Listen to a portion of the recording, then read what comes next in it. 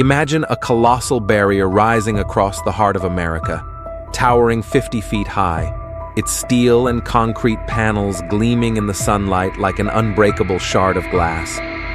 Now picture that same barrier, invisible yet no less impenetrable, snaking through the digital realm and choking off every whisper of dissent.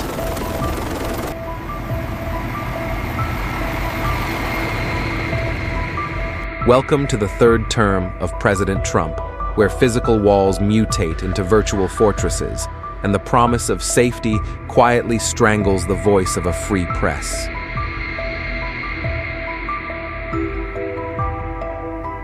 Government announces IronSilk project, a dual-front initiative doubling the border security budget from $15 billion to $30 billion, and earmarking an additional $5 billion annually for information assurance. Overnight, checkpoints bristling with biometric scanners and AI-driven cameras sprang up along the southern border, while back-end code in Washington's data centers began filtering social feeds, flagging unauthorized narratives, and severing them from public view. As the scaffolding of a 15-meter-high wall came into focus, so did the outlines of a quieter, more insidious blockade, one that doesn't just halt the passage of people, but strangles the flow of ideas. In this high-stakes game of control, security and censorship have become indistinguishable. And as history shows, once the Iron Curtain snaps shut, it's far more difficult to pry open than to erect. In this hypothetical projection, President Trump's secured third term heralds a dramatic shift in how national security is defined, fusing traditional border defense with an expansive vision of information control. Public discourse fractures along party lines as town hall meetings nationwide pivot to heated arguments over the trade-off between sovereignty and civil liberties. Critics warn that granting the executive branch unchecked authority over both physical and digital borders risks eroding foundational democratic norms. Under the banner of Project IronSilk, annual funding for border enforcement jumps from $15 billion to $30 billion, a 100% increase in less than 2 years. Concurrently, a new line item, branded Information Assurance, is endowed with $5 billion per year to build and maintain advanced content monitoring infrastructure across social platforms and news outlets. Barrier prototypes, 15-meter-high composite panels, each weighing over 20 tons, rise in test sectors along the Rio Grande. Biometric checkpoints. Within 4 months, over 8,000 fingerprint and iris scanners are installed at provisional crossings, enabling real-time identity verification. AI surveillance. Thousands of AI-driven cameras and back-end algorithms stream social feeds into government-run data centers, where they flag and quarantine unauthorized narratives at a rate exceeding 1 million items per day.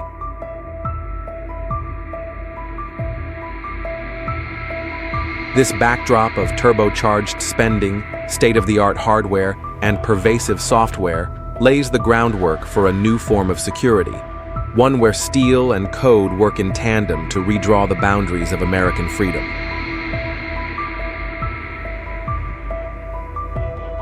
From the moment the new administration took office, a hush fell over Washington as a classified presidential memorandum quietly set Phase 2 of the border wall expansion into motion. Heavy cranes began lifting towering 15-meter composite panels into place in 3 test sectors along the Rio Grande, their gleaming steel faces a stark reminder of the government's resolve.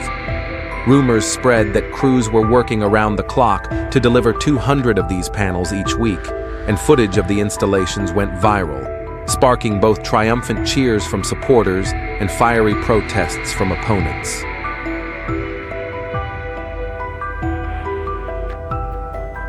Not long afterwards, Congress moved to codify the digital counterpart of this steel barrier. The so-called Digital SafeNet Act sailed through on a wave of bipartisan concern, over foreign propaganda, mandating that every major social platform deploy government-certified content filters or face fines of up to $100 million per infraction. Under its real-time flagging requirements, any post containing predefined keywords like insurrection, tyranny, or deep state must undergo AI review within 30 seconds, and transparency reports must be published weekly or risk partial service suspensions. In an unprecedented escalation, the president was granted emergency override powers, allowing the immediate quarantine of any trending topic deemed a threat to national cohesion.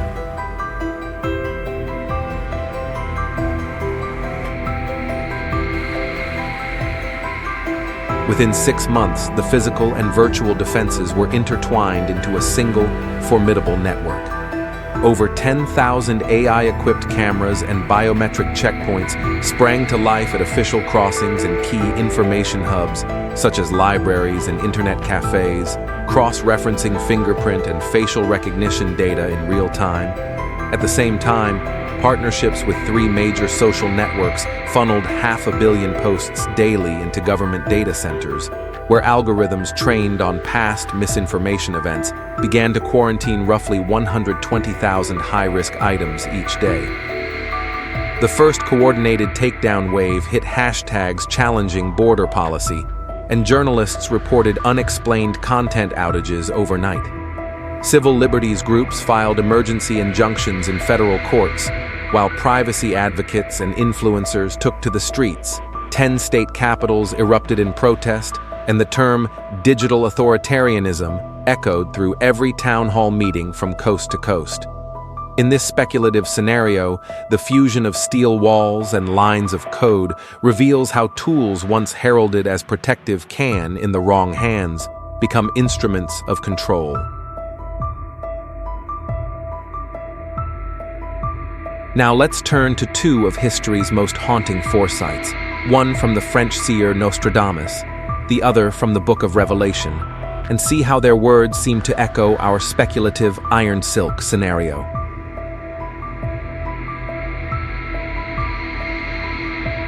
The false drum will camouflage reason, and until death they will chant victory. Beneath an iron mask without mercy, conscience will fall into disarray. Here, the false drum can be seen as the pounding of propaganda, that relentless beat of authorized messaging drowning out all dissent. The iron mask suggests a rigid barrier that hides its true purpose, not protection, but the suppression of thought. When reason is muted and conscience thrown into disarray, a society can no longer distinguish genuine safety from orchestrated control.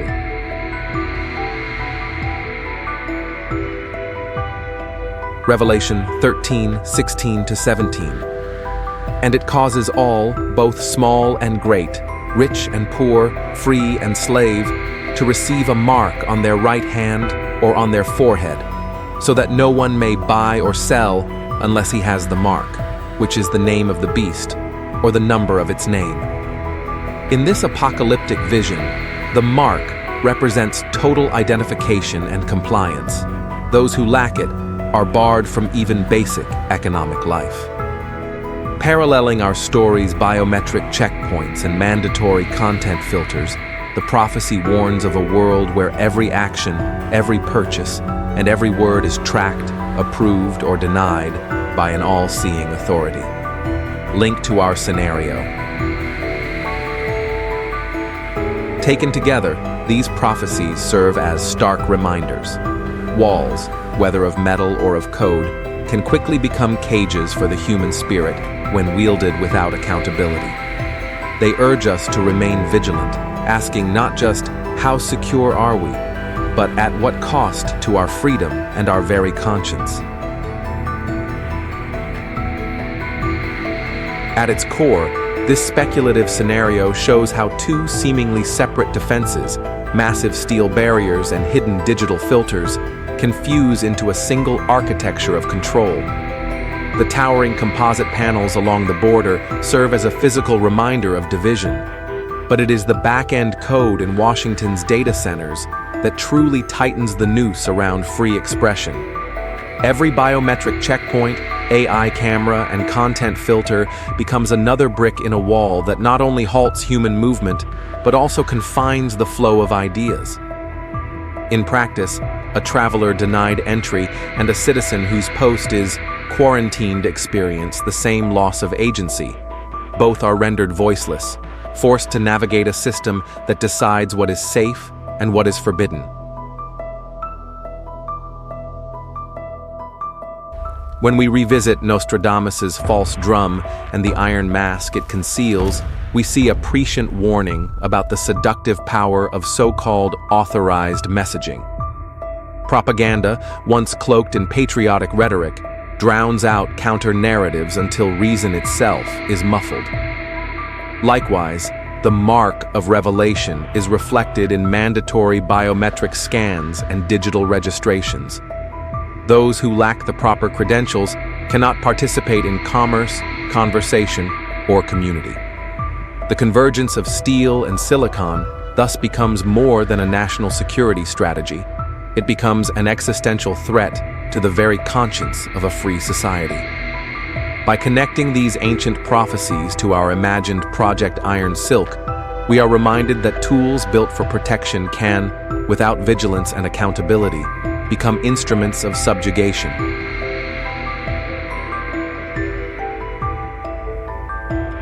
Beneath the veneer of heightened security, the fusion of steel and code begins to fracture the social fabric.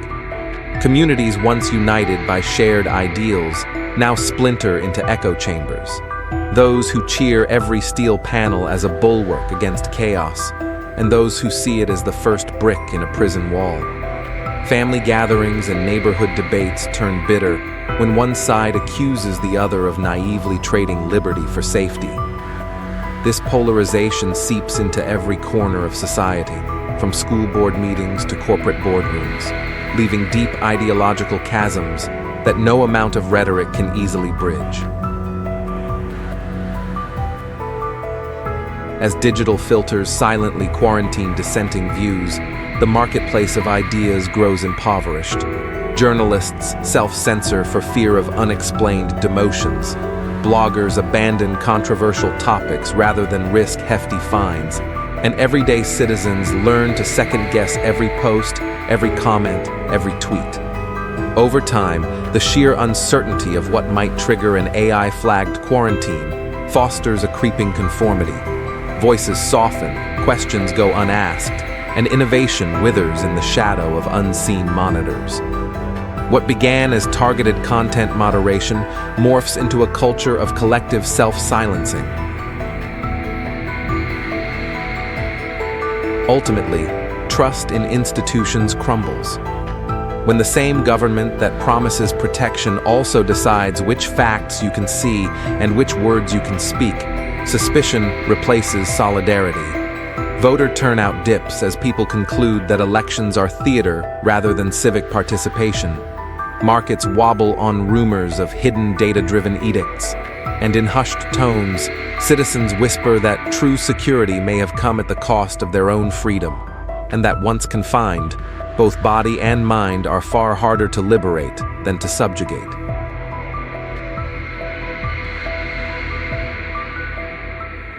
Even the most well-intentioned measures can slip into tools of control when the same hands that build the walls also write the rules for what can pass through them. Our IronSilk scenario illustrates how an obsession with security, left unchecked by transparent oversight, inevitably corrodes the very liberties it claims to protect. When borders become as much about who can think and speak as who can cross, we risk trading fleeting safety for lasting silence. To guard against this drift toward digital authoritarianism, several safeguards must be enacted in tandem with any expanded security program.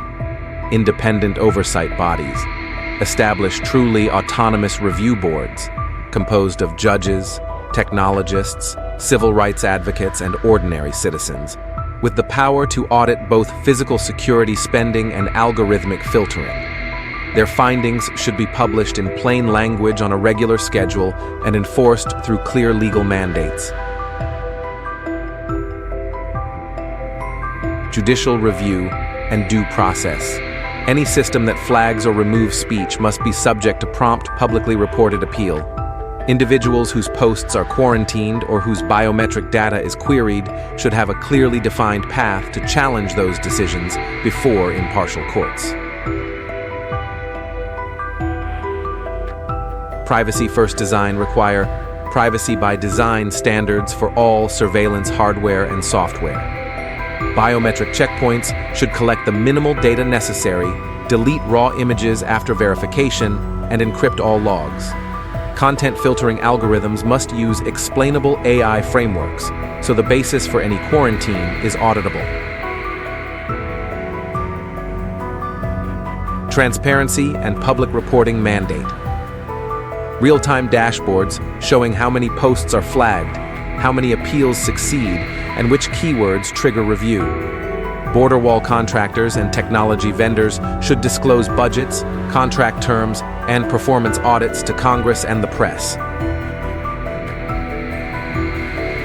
Digital literacy and civic education.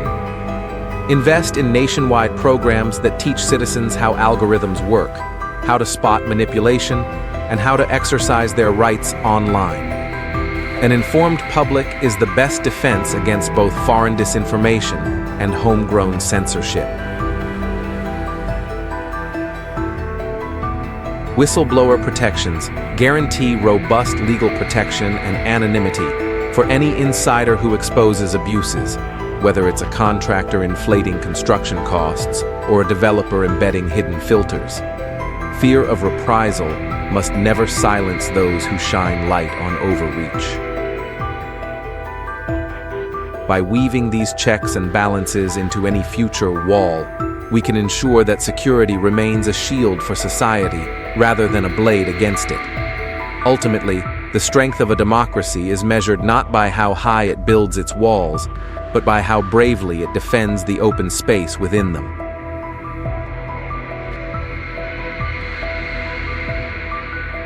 In this thought experiment, we've seen how steel barriers and lines of code can join forces to reshape the very fabric of a free society, turning checkpoints into choke points and content filters into silent sentinels. What began as a pledge to protect the nation can all too easily become a mechanism of control if power goes unchecked. Our imagined Project IronSilk stands as a warning. Security without transparency risks muting the voices it was meant to safeguard. Now it's your turn. Do you believe that strong borders and robust digital defenses can coexist with open discourse? Or is any wall, physical or virtual, an invitation to overreach? Share your thoughts in the comments below. Let's start the conversation and make sure that together we build walls that protect our ideals rather than contain them.